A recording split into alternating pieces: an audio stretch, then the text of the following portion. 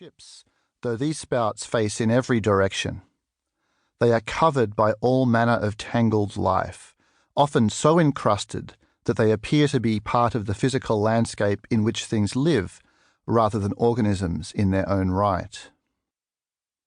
But the Ascidians make small shifts, as if asleep and half sensing you as you pass. Occasionally, and always startling me a little, an Ascidian body half collapses in place and visibly expels the water held inside the animal, as if with a shrug and a sigh. The landscape comes to life and makes its own comment as you go by. Among the Ascidians are anemones and soft corals. Some corals take the form of a cluster of tiny hands. Each hand has the regularity of a flower, but a flower that grasps at the water around it. They clench and slowly open again. You are swimming through something like a forest, surrounded by life, but in a forest, most of what you encounter is the product of a different evolutionary path, the plant path.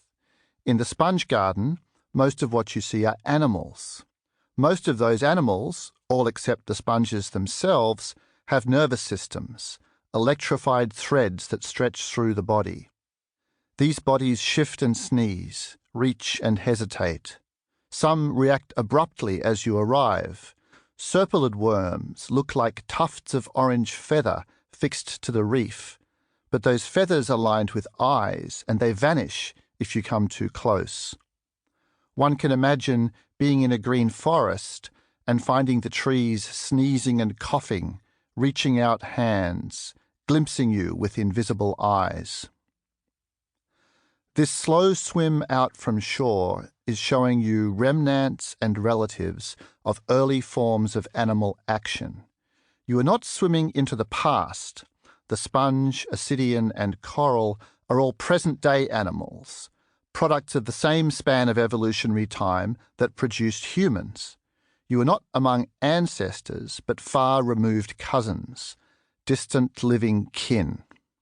The garden around you is made of the topmost branches of a single family tree.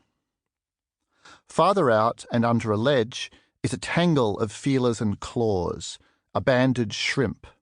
Its body, partly transparent, is just a few inches long, but antennae and other appendages extend its presence at least 3 times as far.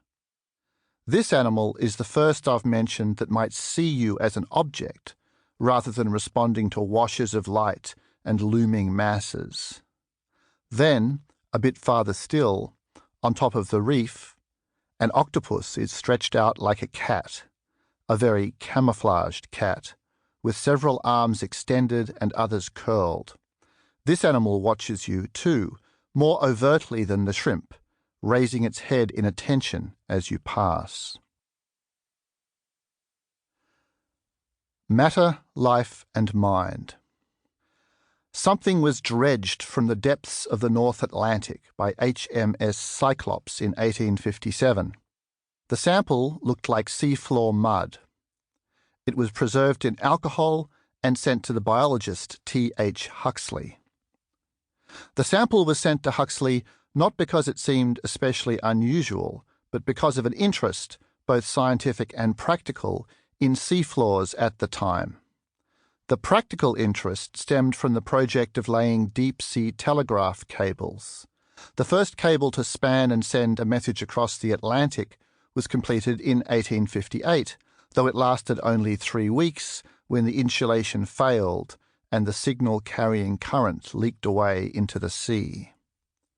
Huxley looked at the mud, noted some single-celled organisms and puzzling round bodies, and stored the sample away for about 10 years. He returned to it then with a better microscope. This time he saw discs and spheres of unknown origin, and also a slime-like substance, a, quote, transparent gelatinous matter, surrounding them. Huxley suggested that he had found a new kind of organism of an exceptionally simple form. His cautious interpretation was that the discs and spheres were hard parts produced by the jelly-like matter itself, which was alive. Huxley